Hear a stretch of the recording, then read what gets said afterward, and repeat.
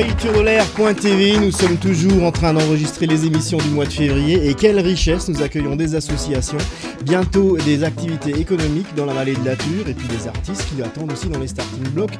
Mais tout de suite, découvrons une association importante de notre pays turdolaire. Il s'agit de l'association Au fil de la vie, une institution médico-sociale qui va nous être présentée par monsieur Eric Lang, le directeur général. Bonjour. Bonjour. Ainsi que monsieur Robert Steiger, qui est le président de l'association. Bonjour. Bonjour Patrick. Alors, pour nous en donner tous les détails et parce qu'elle s'est intéressée fortement à la question, Nathalie Schneebelen. Bonjour. Bonjour Pascal. Alors, forcément, on s'intéresse parce que j'ai été époustouflée de votre structure.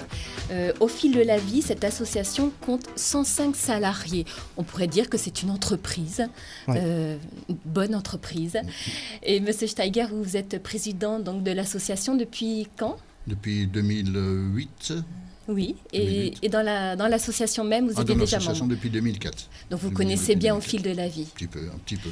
Pas encore d'une manière parfaite, parce que c'est une association qui a bientôt 50 ans, donc une association qui est gérée comme toute autre association. Seulement, comme c'est une association gestionnaire, c'est peut-être un petit peu plus sérieux. Notre conseil d'administration a été élu, comme dans toutes les associations, par une assemblée générale. Et une association, toutes les grandes décisions se prennent en conseil d'administration. Comment devient-on président d'une association ? C'est d'abord la passion Question très bête. Enfin non, question très assistée. On devient contre, je sais pas, bon gré mal gré. Monsieur Ortlieb étant président juste avant moi, il était un petit peu malade, donc il a souhaité que je prenne sa place, donc... Ça s'est fait naturellement au final. Oui, ça s'est fait un peu naturellement. Quand on est soi-même, quand sa famille est soi-même plongée ou touchée par le handicap mental, je crois qu'on commence à ne plus compter les heures. Alors moi j'aime beaucoup ce qui est écrit dans votre philosophie. Toute vie est indispensable et unique dans la grande chaîne humaine. Et là on parle de chaîne humaine parce que ça commence à 0 jusqu'à 65 ans, c'est ça ? Tout à fait. 4 établissements ? 4 établissements, 2 établissements pour les enfants, l'IME Jacques Kochner de Thann et le CESA des enfants d'abord, également établi à Thann, dans la résidence Kléber. 2 établissements pour adultes, qui sont également tannois, donc les AT du Rangen où nous occupons des ouvriers, c'est un ancien CAT bien sûr, et la maison Émilie qui est un foyer médicalisé, foyer pour personnes handicapées mentales bien sûr, pour adultes essentiellement, avec également un foyer d'accueil temporaire sur Malmarsbach. On sent là l'activité nécessaire de l'association pour l'équilibre complet de notre région finalement. Oui, bien sûr, l'association couvre donc toutes les tranches d'âge. Dans chaque établissement, il y a évidemment un projet extrêmement défini. Par la mise en place de la direction générale qui est tenue par M. Lang, nous avons souhaité unifier un petit peu tout ce qui se faisait dans les différents établissements. Chaque établissement a été connu un petit peu à sa manière. La maison Émilie, évidemment, dans la vallée de Saint-Amarin, était très connue, mais le fil de la vie, évidemment, méconnu. L'IME Jacques Kochner sur Thann, les AT du Rangen ou le CAT du Rangen étaient très connus sur Thann, mais pas le fil de la vie. Nous avons, dans un souci de communication, de clarté également, de transparence, nous avons souhaité mettre en place une direction générale qui, elle, regroupe maintenant un certain nombre de services. Ça doit être passionnant, monsieur Eric Lang, la direction générale d'une association aussi importante que le fil de la vie. Alors ce qui est intéressant, c'est que c'est effectivement l'association qui est ouverte sur la société civile. Donc toutes les personnes qui sont accompagnées, il y a à chaque fois une dimension de lien soit avec la famille, soit avec les autres dispositifs, que ce soit les élus, l'éducation nationale pour les enfants, les entreprises pour les AT et la commune de Malmarsbach en l'occurrence pour la maison Émilie. En tant que directeur général, forcément c'est un challenge intéressant. Ça permet de faire une synergie entre les différents établissements. Principalement, je travaille autour du management et du développement de projets. Ouais. Qui sont nombreux au sein de notre association. Alors justement, les projets à venir, même proches, il y en a j'allais dire, vous êtes carrément précurseur, surtout dans un des projets. Vous pouvez nous en dire un peu plus ? Alors on a différents projets. Le projet dont vous parlez, c'est un projet de télémédecine avec la maison Émilie. Donc le CDRS de Colmar a été porteur au niveau Alsace pour développer un projet de télémédecine. Ça constitue... Cela concerne en fait de la téléconsultation et ça permet à nos personnes handicapées sans se déplacer de profiter de médecins spécialistes à distance. Il y a quand même des choses assez avancées, ça nous permet par exemple de faire des échographies à distance pour les personnes handicapées. Et il y a également de la téléexpertise, c'est-à-dire du lien entre deux médecins, les médecins qui travaillent dans nos institutions et des médecins experts à l'extérieur. Donc tout ça par un système de vidéoconférence principalement. C'est très moderne tout ça. C'est effectivement assez moderne, le monde du handicap s'ouvre à la modernité. Je crois, première fois en France. Tout à fait. Donc c'est un projet innovant qui se déroulera sur 2013 et 2014.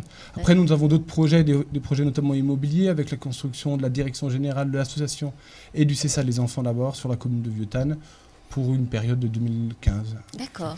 On voit quelques images de votre association justement là qu'on peut découvrir, que vous pourrez peut-être un peu commenter.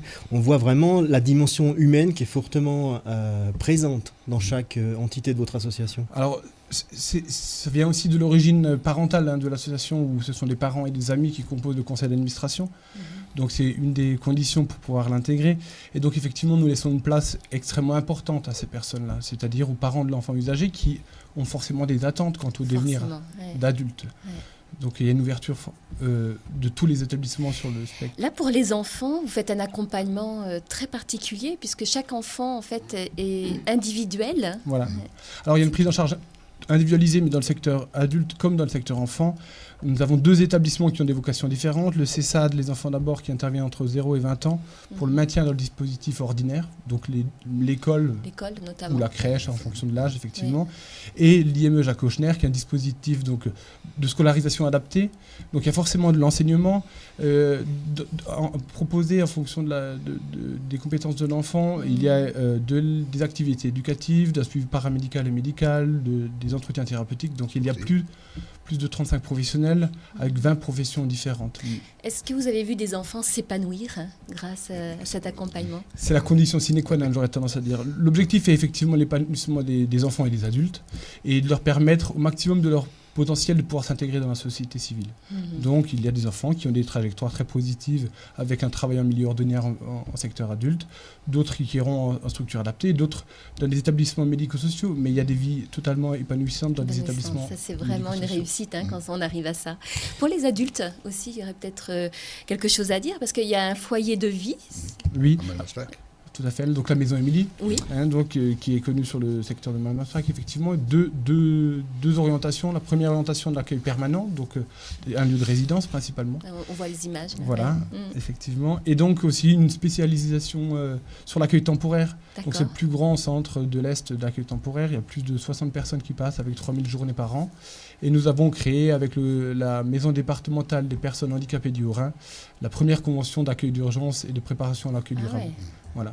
Donc c'est une première en France et on contribue à des actions au niveau national pour que ça se développe sur d'autres territoires. Mais dis donc, vous êtes précurseur dans bien des domaines, je vous félicite, et ça c'est vraiment tout proche de chez nous. Moi ce qu'on ressent c'est une association importante mais en même temps accessible et à l'écoute. Vraiment proche. Je pense qu'effectivement on a voulu cette accessibilité. Pour Image, c'est la mise en place du nouveau site internet www.aufildelavie.fr où on a contribué avec la société Active Média à montrer ce que pouvaient être nos prestations dans nos établissements. On a vraiment envie de ce focus d'ouverture parce que le monde du médico-social a souvent été un peu clos et ce qui n'est pas du tout notre volonté. Donc les administrateurs militent pour cette dimension-là et j'essaie de le mettre en place. Et par rapport au grand public, ça vous arrive d'ouvrir vos portes, justement ? Bien sûr, oui, tout à fait. L'an passé, par exemple, l'ESAT du Rhingen a fêté ses 25 ans, donc c'est ouvert évidemment au public. Il y avait une grande journée anniversaire avec journée porte ouverte. L'IME fait tous les ans sa kermesse au mois de juin. La Maison Émilie fait régulièrement des représentations ou des fêtes plutôt internes à ce moment-là avec les familles ou les amis. Mais tous nos établissements sont ouverts évidemment au public. Nous ne refusons jamais la visite dans nos établissements à quiconque. En 2015, nous fêterons nos 50 ans d'existence. Déjà. Donc, le fil de la vie, déjà. Alors une association à découvrir sur aufildelavie.fr, bien sûr, pour en savoir plus. Enfin, on a envie de vous remercier pour cet engagement. C'est plus qu'un métier, c'est un engagement. Et merci de nous avoir fait découvrir l'essentiel de votre association ce matin, donc de votre association. Merci Eric Lang. Merci Roger Steiger. Merci. On vous souhaite bon vent à cette grande association de notre pays. Merci Nathalie. On se retrouve dans quelques instants pour la suite de paytourdelair.tv février. Merci.